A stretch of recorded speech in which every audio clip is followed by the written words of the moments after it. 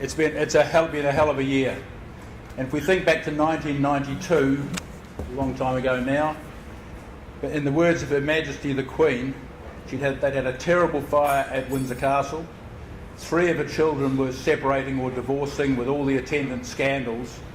And she gave a speech and she talked about an annus horribilis, a horrible year. Well, the year's only half over, but this is our annus horribilis. We were going to be, as Graham has said, we were going to be celebrating our 30th anniversary this year, but we've decided to defer it until the celebrations until next year, because that's the magnitude of the issues we've been dealing with. We've had crises the like of which I don't think we've ever seen in the industry. I certainly haven't seen anything like it in my 15 years in this role and my 40 years in the industry. And I won't use the term perfect storm, because that indicates or suggests a confluence of events. You've got tide and wind and weather and waves and stuff. But when you get through it, you come out into smooth waters and plain sailing. And that's not what we've had. What we've had and what we are experiencing is a series of near knockout blows, one after the other, and each one arriving before we've had time to fully recover from the previous one. The cumulative effect is really significant. I'm going to talk about a few of these issues tonight. But first, before I do that, let's look back to last year, which was a much better year. In 2017, we brought in over 330,000 vehicles last year. That's new and used. That's about 6,400 vehicles every week. So sort of think about that number. And that total of 330,000 is made up of 177,000 new and used, commercials and cars. About 177,000 used, about 156,000 new. But almost 180,000 vehicles exited the fleet. That's the old stock going out of the fleet. And that's the mechanism by which the fleet refreshes itself, and how we progressively get the advantage of better technology for better fuel efficiency, better economy, better safety. So good volumes last year. 2018 was shaping up to be something similar. The only issue that we had on our horizon was the implementation of the next phase of ESC, which is coming on the 1st of March. We knew that was going to knock our volumes a bit. The only real problem we had was making sure we were able to correctly identify those vehicles which had ESC. So we're prepared for that. But then, out of the blue on Waitangi Day, live stink bugs were found on a vessel discharging at Auckland. Waitangi Day, our national day. I mean, who knew that stink bugs had a sense of occasion? And then they were found on a second ship, and then another, and then a fourth. And the supply chain ground to a halt. Now, stink bugs had been found the previous November in Christchurch on concrete equipment imported from Italy.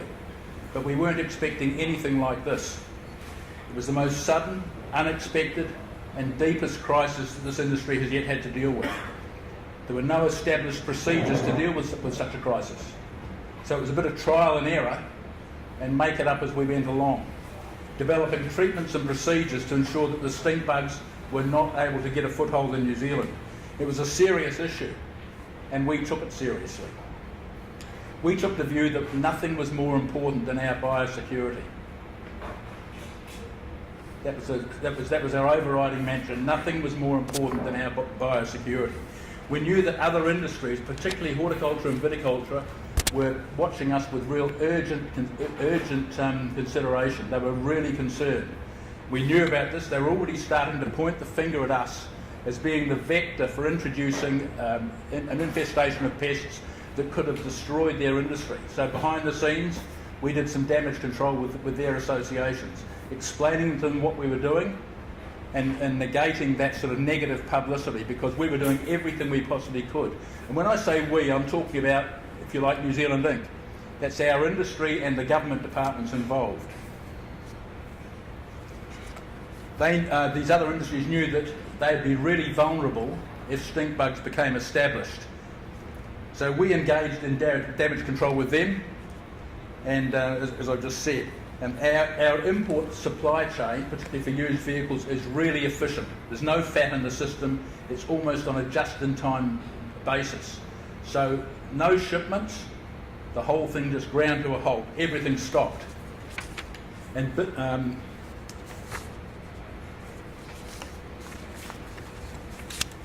just lost my place. Here we go. So everything stopped. Cash flows were absolutely hammered. The retention of skilled labour all downstream became really problematic. It was a real concern. And balance sheets were stretched. They were stretched at twanging point, really. Frustration, desperation and real concern. So we put together a collaborative effort. We didn't have much choice, really, but we pulled it together. All industry sectors and government departments to deal with the issue. And we triaged the situation. So we dealt with the 4 affected vessels were sent away for treatment and to be fair while they were thinking about what to do. And at the same time, MPI started developing policies and new procedures to deal with the fresh shipments of fresh vessels that we needed to get going. And we also put together a small research team to think about what can we do in the future to make sure we never encountered this again. And then eventually the 4 affected vessels came back and they were progressively discharged under what they call a controlled discharge procedure. And that meant that a ship which normally took, say, 12 to 14 hours to discharge its cargo, and just part of the process, was taking 3 to 4 weeks. That meant huge congestion at the ports, juggling of berths, extra ships, all the rest of it. It was huge drama and pressure. And then fresh shipments started to arrive with higher levels of scrutiny. So we'd had 7 weeks with no shipments, an absolute dearth of stock. But in Japan, you had over 6,000 vehicles a week piling into the wharves waiting shipment. So we knew that after this famine we were going to have an absolute feast. And huge pressure on the systems again. We knew about it, but there wasn't much we could do to prepare for it apart from to advise everybody. And when the fresh shipments did start to arrive, we had the largest volume shipments months that we'd ever had. And businesses that have been under pressure previously because of no stock, under financial pressure, suddenly they're under huge financial pressure because they've got a huge amount of stock. So we were really pleasantly surprised by the resilience of the industry and the strength of their balance sheets to be able to cope with it, but we're not out of the woods yet. So we're some months down the track and the industry is really stretched and strained financially all the way down the track. There are a lot of businesses still under extreme pressure. Overall, there have been tens of millions of dollars worth of losses in shipping delays, in additional ships. Some companies have had to double their shipping to try to deal with this increased supply. So we had additional ships and sailings, all the storage, and 7 weeks of lost trading. But when we think back about it, although it didn't seem like it at the time, and even now it doesn't seem like it, there were some real successes out of that. And the first one is that we prevented the stink bugs from becoming established. And that's not insignificant, that's really serious. Our tens of millions of dollars of losses, when you think about it, they pale into insignificance when you compare it with the over $6 billion and 60,000 jobs involved in the horticulture and viticulture industry. So although we were hammered and really took a hit, when you get it in balance, I think personally that the industry and government departments involved, we deserve to congratulate ourselves for the way that was handled.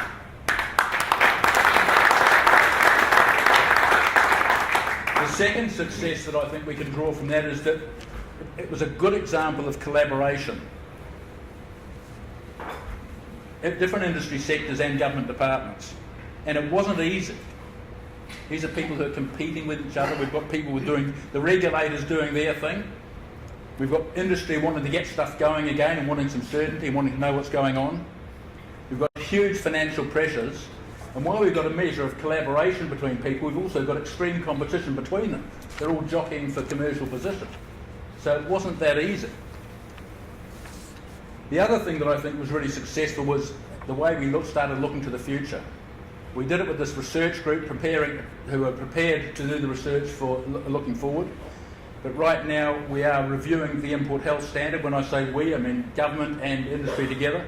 We're going to be setting new requirements to ensure that we're ready for the start of the next stink bug season, which starts on the 1st of September. Let's hope the stink bugs know that that's when the season opens. And the industry's accredited border inspection organisations, they're accredited by NZTA and MPI. At the moment they're spending millions of dollars on spec, because we're not entirely sure what the new import health standard is going to mean, but they're spending millions of dollars in preparing to make sure that we've got treatment facilities so that we never have to undergo this sort of experience again. So they're taking a big speculative punt to make sure that we've got the capability as an industry to deal with it. Now, there's no doubt that costs are going to rise. But I think that's the price that the industry has to pay to make sure that we retain our biosecurity. And if we're not biosecure, then the horticultural and other industries, if they go into recession or collapse, but we've got no one to sell vehicles to. You know, it's a pretty easy equation, really. So our whole economy depends upon biosecurity at the border. So that's the biosecurity stink bug crisis, if you like. And while that was going on, ESC, the deadline came and went with barely a hiccup. It was only just a minor little thing in the overall scheme of things. But there were many non-compliant vehicles that should have been here in time before the 1st of March deadline, but missed the deadline because of the vessels had been sent away. So we're able to work with NZTA and put in place a procedure to give them special treatment exemptions when they eventually did come back into the country. And also vehicles have been imported, exported, re-imported again, so we're able to liaise with customs and put in place procedures so that they held all those records in abeyance and only charged one import entry, and the whole thing proceeded much more smoothly. Once again, a good example of cooperation. I'm really proud of the leadership role that the VIA took in this dealing with this issue. Like, we're not a regulator, we're not biosecurity scientists, we're not logistics or inspection experts, but we showed leadership in coordinating the efforts of everyone involved and ensured that communications were as accurate and timely as possible. And that was a key thing that came out of it. Everyone was frustrated about not knowing what was going on. It was a moving target. It was changing information all the time. It was a cause of huge frustration. But I think we did our best, and we did a very good job at communicating. And in fact, just recently, our communications manager has been speaking at a conference of communications managers for the horticultural industry sector, and they wanted to know how we dealt with it. It was quite interesting for them to have a look and see how we dealt with it. So we've got the biosecurity thing going on, just about coming out of it. We're dealing with the ESC, and then the Minister of Consumer Affairs, the Honourable Chris Farfoy, announces a mandatory recall for Alpha Takata airbags. Now this recall had been around for some time. It's a significant issue for the motor industry, but there's 140 million vehicles affected worldwide. That's a big number. And we've been chipping away at it gradually in New Zealand for some time, but despite best efforts, there's been slow progress in New Zealand. And that's because information was incomplete about which vehicles had which airbags, which ones had been reworked, and of those that have been reworked, which ones needed to be reworked again. And when they're going to be exported, they drop off the register, so no one's quite sure of the accuracy of the information. So the information was a moving target. There was an inadequate supply of replacement parts because Takata's under huge pressure, the airbag manufacturer, and they went into bankruptcy. And in New Zealand, the retail owners were really apathetic. They weren't that interested in having their cars fixed. I mean, they had a very, very low uptake of this service campaign. They get letters, bring your car in, we'll replace your airbag free of charge. No response. So Minister Farfoy took the decision. And his aim was twofold. He wanted to prevent any more vehicles coming into the country and fix the ones that were already here as quickly as possible. Both laudable aims, but they're not that easy to achieve because we still had the constraints of lack of accurate information, we didn't have the parts, and we still had consumer apathy. And we're working through this process now. So it's not an inconsiderable problem. There is, we think, close to 600,000 affected vehicles in New Zealand. That's a big number for New Zealand. And we know that once the processes are set up for this particular recall and we've got an established procedure in place, well then we know that there are other safety-related recalls that are going to be funnelled into that pipeline as well. So it's something that we're working on right now. So once again, industry is collaborating with government departments, and once again it's a number of departments, it's not just one. We're dealing with MB's Consumer Affairs because they're responsible for the recall under Minister Fafoy. And we're dealing with NZTA because they've got to do the nuts and bolts of that's the operations and the record keeping and the information. And we're dealing with Customs because it's Customs' jobs to seize the cars if they do come in at the port and crush them. So we've now established procedures that we think will prevent that happening, and we don't think any affected vehicles will be imported. But these haven't been easy issues to deal with, any of them. Lots of moving parts, different government departments involved, both as regulators and administrators, and different industry sectors involved, who's going to do what, and most importantly, who's going to pay. So cooperation and competition at the same time. It's not simple, straightforward stuff. But we're also collaborating closely with the Motor Industry Association, the MIA. They represent the new vehicle distributors. And that hasn't always been a happy relationship. But last year we entered into a memorandum of understanding, formally recording how we're going to deal with each other and how we'll liaise. And the basis of it is that we've got far more in common with the new vehicle industry than we have differences. So let's cooperate on the stuff that we agree on, and let's let's identify and carve out the stuff that we don't agree on, and then work out how we can debate that. And the last point is no surprises. So as examples, we worked closely with the MIA on the biosecurity issue. There were no differences. We both had common interest. On the recall issue, we're sharing information, developing procedures together, etc. And the intention, our intention combined, and the ministry, is to ensure that people who own vehicles have an absolutely seamless procedure. They get their vehicles fixed and they drive away, no charge, and they don't know what's gone on behind the curtain. They just get their vehicles fixed. And we're working towards achieving the minister's goal target of getting all of these vehicles fixed. But we haven't yet agreed on who's going to pay. So we're working on the procedures and the information, but we've still got to have the discussion about who's going to pay and how we're going to divvy that up. We've decided to leave that out of the discussions at the moment until we get the system operational, and let's get a better idea of the magnitude and the actual costs. And it's not always easy, as I've said before, but as far as I'm concerned, this agreement is working well. I'd like to acknowledge my colleague David Crawford from the MIA for his contribution in that.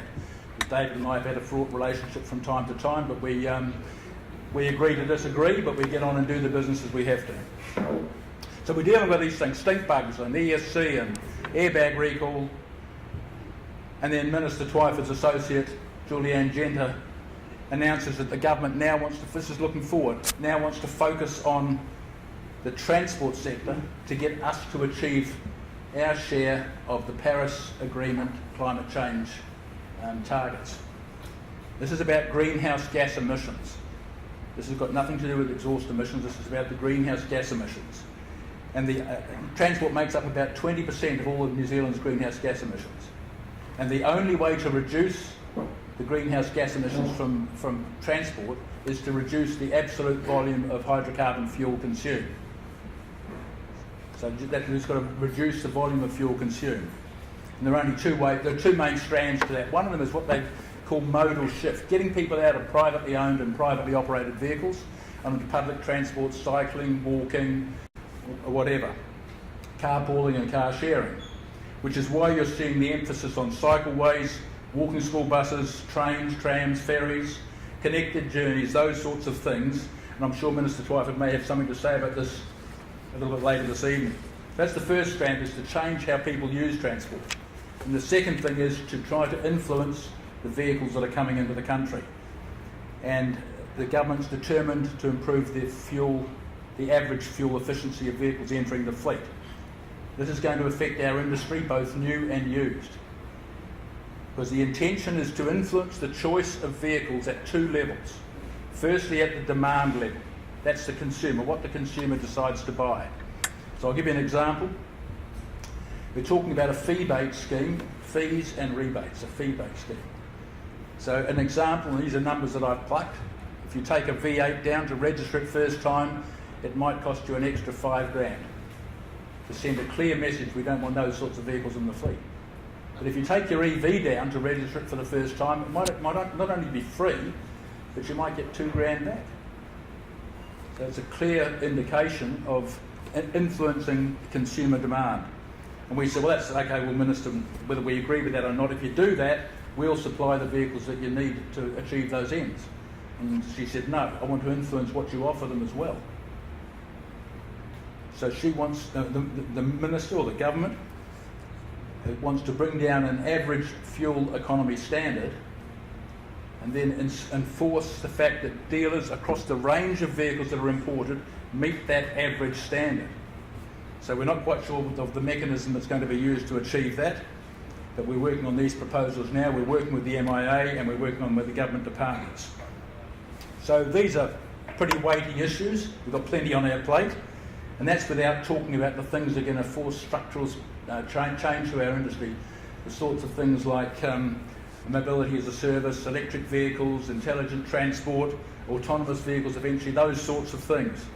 So we're doing this stuff, all of this as well as doing our regular activities, which is operational stuff. And that's basically, does this vehicle comply? And if so, how do I get it through the compliance procedure? And we're also working on new legislation, submissions and standards, which is sort of our bread and butter anyway. So it's interesting and busy times. But I think V is well positioned to deal with this never-ending list of radical changes. We've got the staff with the experience and the knowledge and contacts. We've got good governance for people from the industry who are prepared to give us direction and guidance. But our balance sheet's under pressure, the same as a lot of people throughout the industry, and we're working hard on that right now. But out of all this, the old saying that every cloud has a silver lining. And out of all the crises that I've talked about, we've had some real positives. In particular, our members, particularly the corporates and a lot of the people in this room, are voluntarily stepping up to assist, not just financially, but also at a governance level. They want to be actively involved. So for the first time, we're having people offer themselves for election to our board, as well as a keen interest from corporates and sponsors who want to be involved on the periphery of that in guidance and at the governance level, which is just great. I really welcome that. I'm confident that VIA will continue to have a strong voice in representing our industry. So I'd like to thank you all very much for being here tonight, and thank you very much for your ongoing support.